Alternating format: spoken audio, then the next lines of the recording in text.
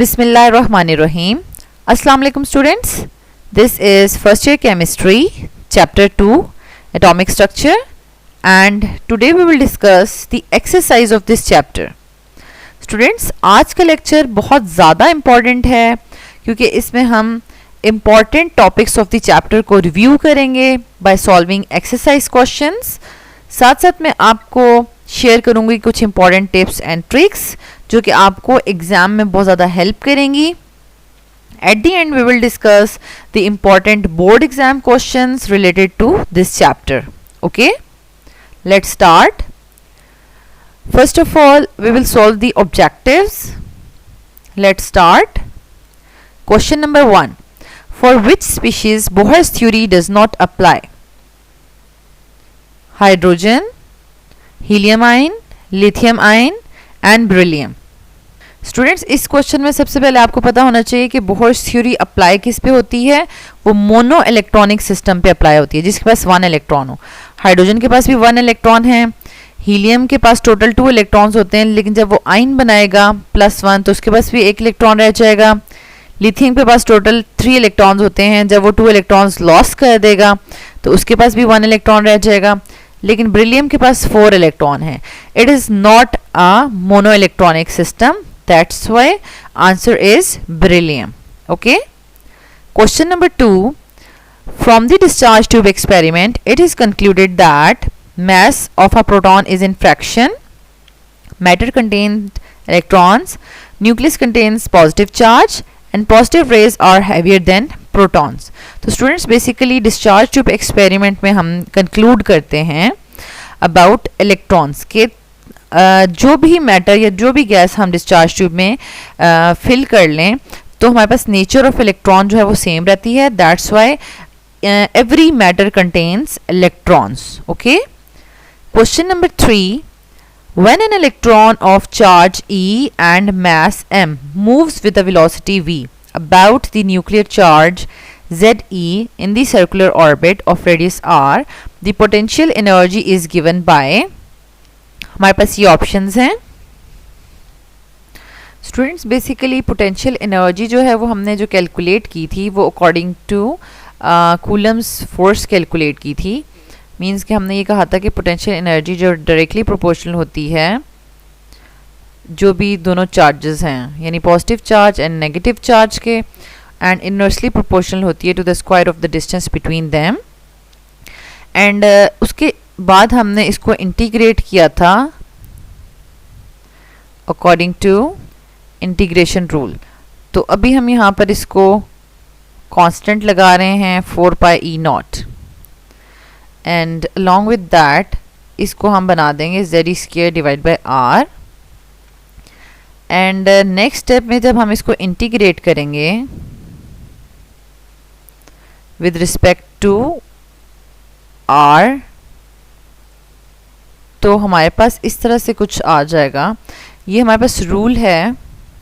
हम कांस्टेंट्स को जो है वो आउटसाइड द इक्वेशन लिखेंगे. इंटीग्रेशन से बाहर कर दिया हमने कांस्टेंट्स को, एंड उसके बाद हम 1/r² को इंटीग्रेट करेंगे with respect to r. Okay, तो हमारे पास जो है वो कुछ इस तरह से आ जाएगा r -2 + 1, क्योंकि हम r को जो है नंबरेटर में ले गए हैं और ये जो होल हमारे पास पावर है उसको हम डिवाइड भी कर देंगे. ठीक है. Now we will get r -1 divided by -1, और इसको अगर हम सॉल्व करें then we will get Ze². r जो है वो डिनोमिनेटर में चला जाएगा और ये माइनस जो है वो इसके साथ मल्टीप्लाई हो जाएगा. देन हमारे पास जो पोटेंशियल एनर्जी है वो इसके इक्वल आ जाएगी -Ze² by r. Okay students, the correct option is B. Question number 4. Which of the following tell about shells of an atom? अब हमारे पास शेल्स के बारे में कौन बताता है? Principal quantum number, azimuthal quantum number, magnetic और स्पिन क्वांटम नंबर. तो शेल के बारे में प्रिंसिपल क्वांटम नंबर बताता है. ठीक है.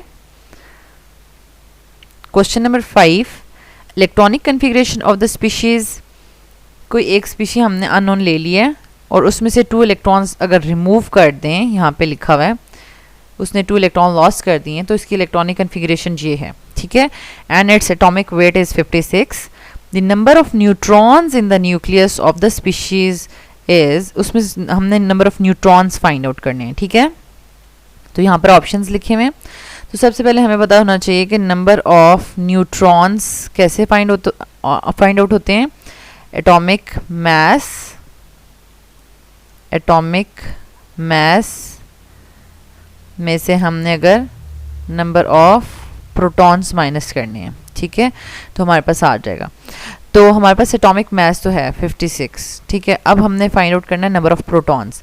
तो number of protons basically number of electrons के बराबर होते हैं. और यहाँ पर हमारे पास हम काउंट कर लेते हैं 2 2 6 2 6 6. तो ये हमारे पास कितने बन गए, यहाँ पर हमारे पास 24 इलेक्ट्रॉन्स बन जाते हैं. लेकिन यहाँ पर 24 इलेक्ट्रॉन्स में से ऑलरेडी 2 लॉस हुए हैं, तो हम 24 की जगह यहाँ पे लिखेंगे 26. ठीक है, जब 56 में से 26 जाएंगे तो then it will get 30 and the correct option is 30 neutrons. Okay, यहाँ पे बेसिकली इस क्वेश्चन में स्टूडेंट्स को नंबर ऑफ इलेक्ट्रॉन्स काउंट करने आने चाहिए. तो ये जो इलेक्ट्रॉनिक कन्फिग्रेशन है इसमें 2 इलेक्ट्रॉन्स लॉस हो चुके हैं, तो ये 24 इलेक्ट्रॉन्स बनते हैं. तो जो लॉस हो चुके हैं वो भी हम ऐड करेंगे तो हमारे पास ये 26 बन जाएंगे. Okay, question number 6. The energy of an electromagnetic radiation is 3 × 10⁻⁻12 ergs. What is its wavelength in nanometres. Students ये बेसिकली हमारे पास न्यूमेरिकल है, इसको हमने सॉल्व करना है. ये ऑप्शंस लिखे हैं, जो भी ऑप्शन हमारा न्यूमेरिकल का आंसर आएगा वो हम इसको टिक कर देंगे. स्टूडेंट्स एनर्जी गिवन है और हमें वेवलेंथ फाइंड आउट करनी है. बेसिकली एनर्जी का हमारे पास फॉर्मूला है H = frequency, E = H frequency, and frequency का अगर हम लगाएंगे दैट विल बी C/λ. तो अब हम इसको अरेंज कर लेते हैं वेवलेंथ के लिए and it will be like. Students ये हमारे पास इक्वेशन आ गई है, इसमें हमने वैल्यूज पुट करनी है. तो बेसिकली इसमें एक ट्रिक यूज़ हो रही है कि एनर्जी अगर आपको अर्ग्स में दी हुई है तो आपने प्लैंक्स कांस्टेंट की वैल्यूज़ को भी अर्ग्स सेकंड में ही यूज़ करना है. ठीक है, दोनों की आपने यूनिट सेम रखने हैं. और अगर कोई स्टूडेंट प्लैंक्स कांस्टेंट को जूल सेकंड में यूज़ करना चाहता है तो एनर्जी को भी वो जूल सेकंड में ही कन्वर्ट कर दें. ओके, हम इसको डायरेक्टली ही यूज़ कर लेते हैं. लैम्डा = प्लैंक्स कांस्टेंट की वैल्यू है हमारे पास 6.625 × 10⁻34 जूल सेकंड. लेकिन हमें पता है कि 1 जूल = 10⁻7 अर्ग्स. और अगर हम इसको यहाँ पर जूल की जगह इसको पुट करते हैं 6.625 10⁻34 10⁻7 अर्ग्स सेकंड, देन हमारे पास इसका आंसर हो जाएगा -27. ओके स्टूडेंट्स, इस तरीके से हमने इसको चेंज किया है. तो हम अब डायरेक्टली अर्ग्स वाली वैल्यू पुट करने लगे हैं. And the velocity of light that is c is 3 × 10⁸ metre per second. And energy की वैल्यू जो हमें गिवन है 3 × 10⁻12 अर्ग्स. ओके, तो यहाँ पर हमारे पास ये यूनिट्स अर्ग्स आपस में कट ऑफ हो जाएंगे सेकेंड, और ये आपस में कट ऑफ हो जाएंगे, तो हमारे पास मीटर में आंसर आ जाएगा.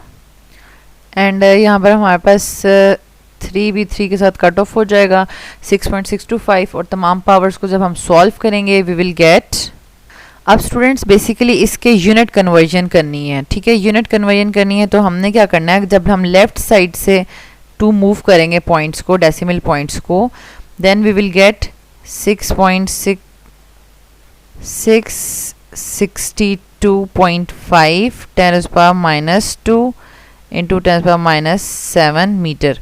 तो अब -2 और -7 -9 बन जाएगा, that is nanometre. Okay, and the correct option is 662.5.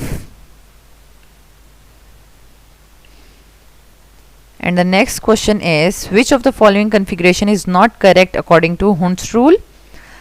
According to Hund's rule, if same energy levels are available, electrons will be filled with same spin in separate orbitals. okay? लेकिन यहाँ पर C में हम देख सकते हैं कि यहाँ पर सेम एनर्जी लेवल अवेलेबल था लेकिन फिर भी पेयरिंग कर ली. ठीक है, that's why this option is not correct according to Hund's rule. Question number 8. Which of the following statement is not correct? Rydberg's constant and wave number have same unit. ये ठीक है. Lyman series of hydrogen spectrum occurs in ultraviolet region. ये भी correct है. The angular momentum of electron in the ground state of hydrogen atom is equal to h over 2 pi. And the last one is the radius of the first Bohr orbit of hydrogen atom is 2.16 10⁻⁷.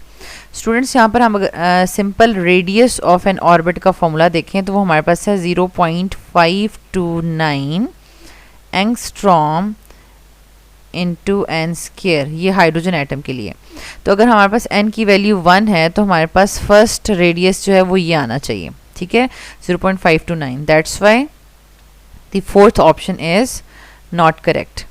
Question number 9. Which of the following is not an isoelectronic pair? अब isoelectronic का मतलब क्या है? Same electrons. ठीक है, iso means same. अब हम यहाँ पर इलेक्ट्रॉन्स काउंट कर लेते हैं. मैग्नीशियम का एटॉमिक नंबर 12 है और उसने 2 इलेक्ट्रॉन्स लॉस कर दिए हैं तो उसके इलेक्ट्रॉन्स हो गए 10. एंड ब्रिलियम का एटॉमिक नंबर 4 है, 2 इलेक्ट्रॉन्स लॉस कर दिए और इलेक्ट्रॉन्स हो गए 2. ओके, तो इट मीन्स कि ये आइसो इलेक्ट्रॉनिक सिस्टम नहीं है.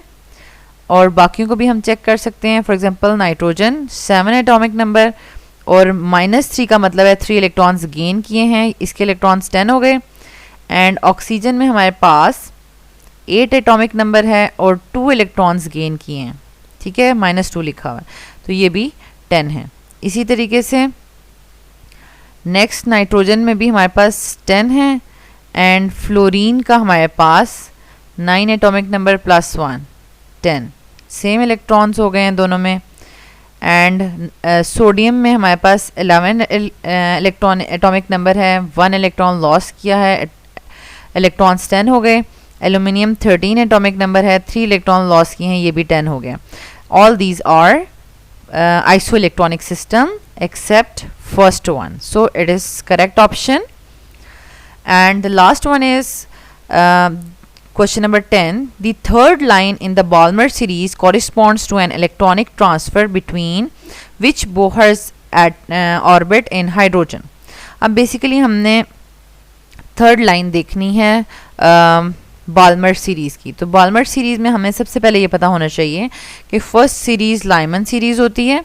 ठीक है, जिसमें ग्राउंड स्टेट हमारे पास 1 है. ठीक है, सेकंड सीरीज़ जो है वो बाल्मर होती है जिसमें ग्राउंड स्टेट हमारे पास 2 है. तो इट मीन्स ग्राउंड स्टेट तो 2 है. ठीक है, बाल्मर सीरीज़ में.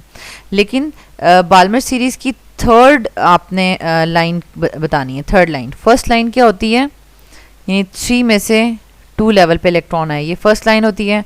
देन फोर्थ में से सेकंड लेवल पे इलेक्ट्रॉन्स जंप करेगा, ये सेकंड लाइन है. एंड थर्ड लाइन में फिफ्थ में से सेकंड पे जंप करेगा. ओके, तो ये हमारे पास correct option is B. Okay students, and next is the short questions. Question number 2. Question number 2 part 1. How mass of an electron can be calculated from charge to mass ratio and charge of electron.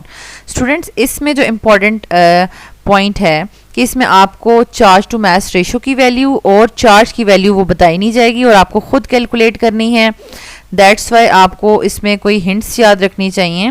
जैसे कि charge of electron है वो 1.6022 है. ठीक है, into 10⁻⁴.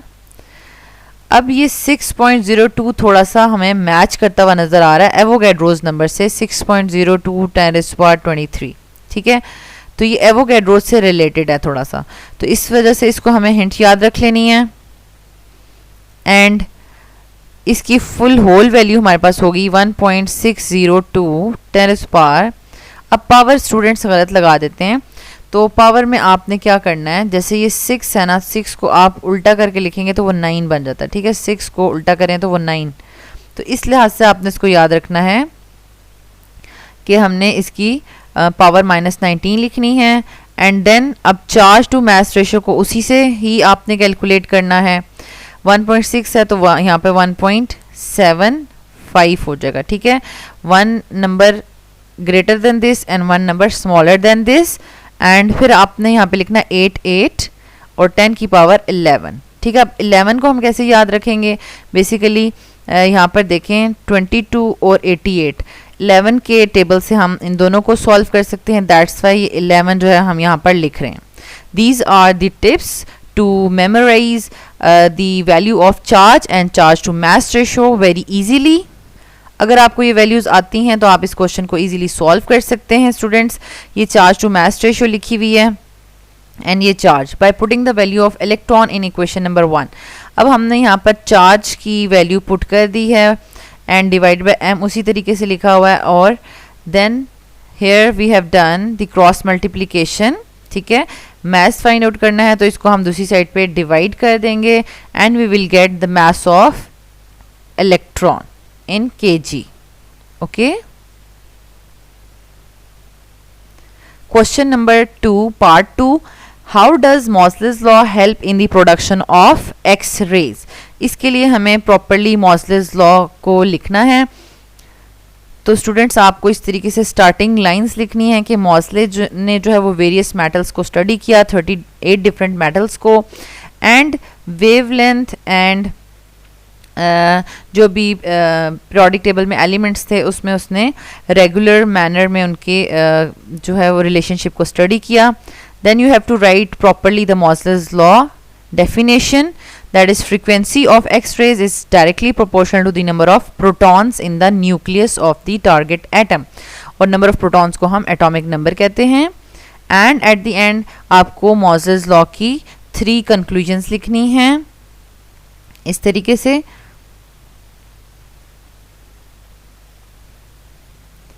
Students X rays production and Moseley's law को previous lecture में जो है वो बहुत ज़्यादा डिटेल में डिस्कस किया गया है, उसका लिंक डिस्क्रिप्शन में मौजूद है, आप उसको वहाँ से देख सकते हैं। राइट नाउ आपने देखना है कि आपको मॉसलेस लॉ के क्वेश्चन को अटेम्प्ट कैसे करना था, तो अटेम्प्ट आपने इस तरीके से इसको करना है, ठीक है। कंक्लूजन्स प्रॉपरली तीनों की तीनों लिखनी है। Next question is part 3. Which quantum number is also called subshell quantum number?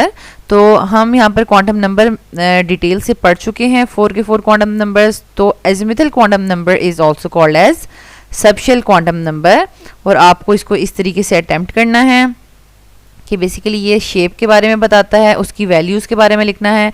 Then 2 tables आपको ड्रॉ करने हैं, ठीक है। ये टेबल्स हम डिटेल में डिस्कस कर चुके हैं क्वांटम नंबर्स लेक्चर में, ओके। उसका लिंक डिस्क्रिप्शन में मौजूद है, आप वहाँ से देख सकते हैं। एंड सेकंड टेबल आपने एब्रीविएशन और शेप्स का ड्रॉ करना है, ओके। अब स्टूडेंट्स को एजिमुथल क्वांटम नंबर का तो पता चल जाता है, लेकिन वो प्रॉपरली उसको एक्सप्लेन नहीं करते। एंड ये जो टेबल है, टेबल में इंफॉर्मेशन प्रॉपरली यहाँ पर लिखी हुई है कि प्रिंसिपल क्वांटम नंबर क्या होगा, तो एल की वैल्यूज़ किस तरह से हैं, तो आपको इसको प्रॉपरली दोनों टेबल्स ड्रॉ करने हैं। Next is the question number 4. What is the difference between an orbit and orbital? Students इसको हम डिटेल से डिस्कस करेंगे कि ऑर्बिट और ऑर्बिटॉल में क्या डिफरेंस है। This term orbit is used in Bohr's atomic theory, and according to Bohr orbit is the circular path on which the electrons revolve around the nucleus, whereas the orbital, this term is used in quantum mechanical model, and according to the quantum mechanical model it is the region in space in which probability of finding the electron is maximum. Students यहाँ पर हम देख सकते हैं कि ये हमारे पास according to Bohr's atomic model, यानी जो भी पाथ फॉलो किया जा रहा है, fixed path around which the electron will move और revolve around the nucleus, it is called orbit, okay. लेकिन क्वांटम मैकेनिक्स के अकॉर्डिंगली फिक्स्ड पाथ जो है उसका कॉन्सेप्ट एग्जिस्ट नहीं करता, बल्कि quantum mechanics give us the concept of orbitals, that is the region around the nucleus जहाँ पे probability of finding the electron जो है वो maximum होगी. Next point number 3, it is two dimensional. Orbit जो है वो two dimensional term है, but orbital is three dimensional term. Okay, and orbit, number of electrons in an orbit is given by the formula 2n2. Means कि first orbit में कितने electrons हैं, second में, third में, वो हम 2n² फार्मूला से कैलकुलेट कर सकते हैं. But each orbital contains maximum 2 electrons. Okay, क्योंकि ऑर्बिटॉल्स बेसिकली हमारे पास क्या होते हैं, जैसे p हमारे पास जो सब शेल है वो further px, py and pz में डिवाइड होता है और each can contain 2 electrons. Okay, तो इट मीन्स कि हर ऑर्बिटॉल मैक्सिमम 2 इलेक्ट्रॉन्स जो है वो कंटेन कर सकता है. And orbit in this in orbit the exact position of electron is indicated. Means कि according to Bohr atomic model orbit वो बताता है कि this is the exact position in which electron is revolving around the nucleus. Okay, but orbital क्या है, orbital is the only the probability of electron around the nucleus. ठीक है, it only gives the probability of finding the electron. And point number 6 is orbit is circular in shape. ठीक है, यानी इस तरीके से ये फ्लैट मॉडल बताता है और ये सर्कुलर इन शेप है.